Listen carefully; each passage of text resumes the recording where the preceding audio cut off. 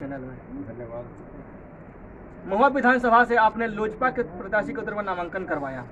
ये उम्मीद कैसा है विधानसभा वासियों की तरफ से, कैसा उम्मीद मिल रहा है, आशा कैसी है? जितना हमने सोचा नहीं था उतना अपार जनसमूह और सबसे पहले जितने भी गरीब गुरबे हैं, बुजुर्ग गार्जियन हैं, उन लोग का आशीर्वाद और प्यार मुझे मिल रहा है, जो स्नेह मिल रहा है।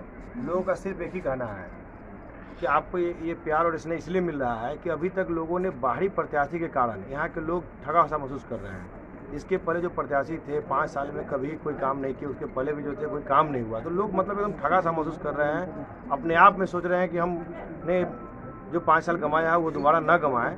इसलिए लोग चाह रहे हैं कि किसी भी हाल में इस बार लोकल प्रत्याशी को चुनना है, और इसी का यही प्यार और स्नेह के कारण मतलब जहाँ भी जा रहे हैं लोगों का मुझे आशीर्वाद मिल रहा है। बिहार फर्स्ट, बिहारी फर्स्ट का नारा देते हुए चिराग पासवान जी ने तो ये नारा दे दिया, आपके विधानसभा में ये नारा बुलंद होगी क्या?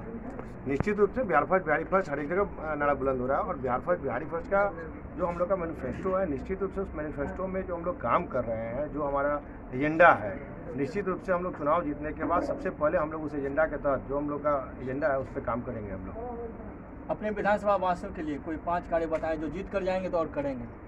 देखिए, अभी हम जहाँ भी जा रहे हैं सबसे पहले लोगों का जो यहाँ का मूल समस्या आ रहा है, वो मेन समस्या आ रहा है यहाँ पे बिजली का। जहाँ भी हम जा रहे हैं लोगों का सबसे पहले मांग हो रहा है कि यहाँ पे बिजली का समस्या जो है बहुत ज़्यादा खराब है।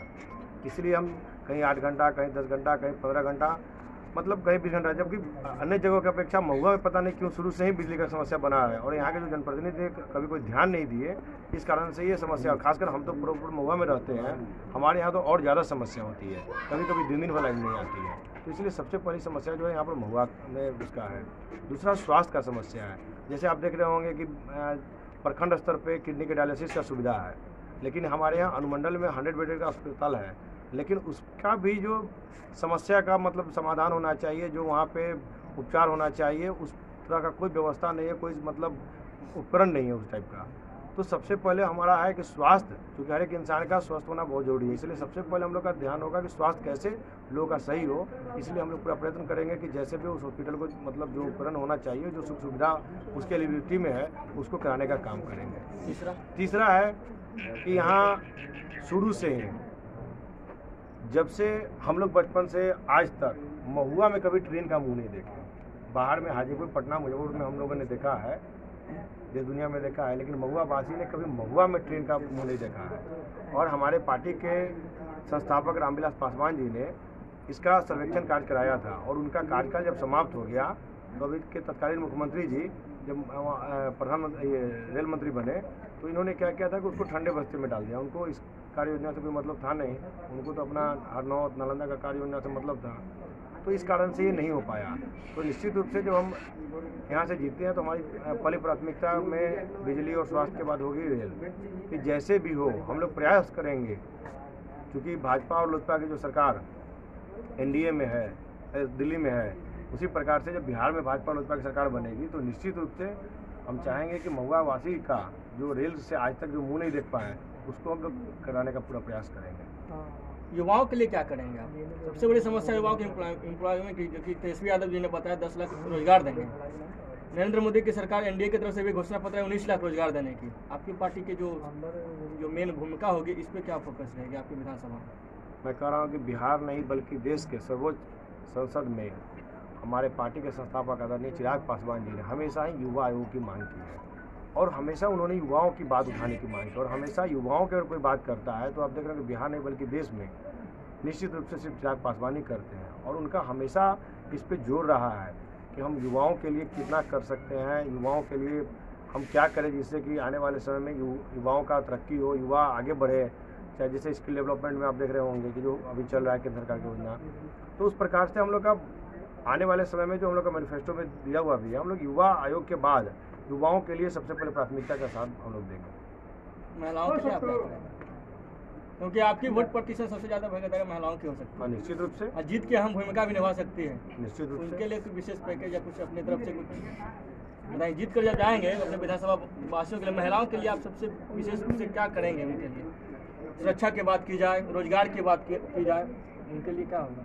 देखिए, महिलाओं के लिए तो सबसे पहले सुरक्षा की जो बात आती है तो निश्चित रूप से सबसे पहले उनका हक है आज सुरक्षा मिलना महिलाओं का सबसे बड़ा हक है। और महुआ में इधर आप देख रहे होंगे कि काफ़ी व्यवसायियों के बीच में या फिर पढ़ने वाले छात्र छात्राओं के बीच में बहुत खौफ बन गया है, क्योंकि आए दिन यहाँ कोई ना कोई घटना होते रहता है। तो निश्चित रूप से चाहे व्यवसायी वर्ग हो चाहे आम लोग हो, हम लोग पहले सुरक्षा के दृष्टिकोण से जो भी व्यवस्था हो सकता है, कानून व्यवस्था कैसे सुदृढ़ हो, इसके लिए हम लोग का पहल होगा। और निश्चित रूप से जब सभी के लिए होगा तो उसमें महिलाओं और छात्राएँ सभी आ जाएंगे। एक हमें समस्या मिली जब रास्ते से हम आ रहे थे, तो आपके शहर में महुआ में जाम की समस्या सबसे बड़ी लग रही, दिखने में लग रही है।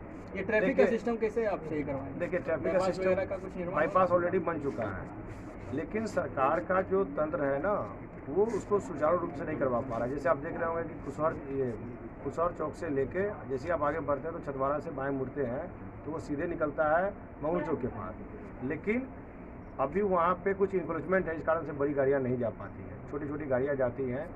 वो जैसे ही सुदृढ़ तरीके से अगर प्रशासन के लोग करवा देते हैं तो निश्चित रूप से महुआ से जाम का समस्या समाप्त हो जाएगा। एक आपके जो ये जनसंपर्क में भाजपा के कुछ लोग दिख रहे हैं, ये किस तरह से आप देख रहे हैं कि भाजपा के लोग आपको क्यों सपोर्ट कर रहे हैं? क्यों सपोर्ट कर रहे हैं? भाजपा और लोजपा का गठबंधन है, हमारा टूट गठबंधन है। तो बिहार में तो ये गठबंधन टूट गई है। नहीं, कौन बोलता है?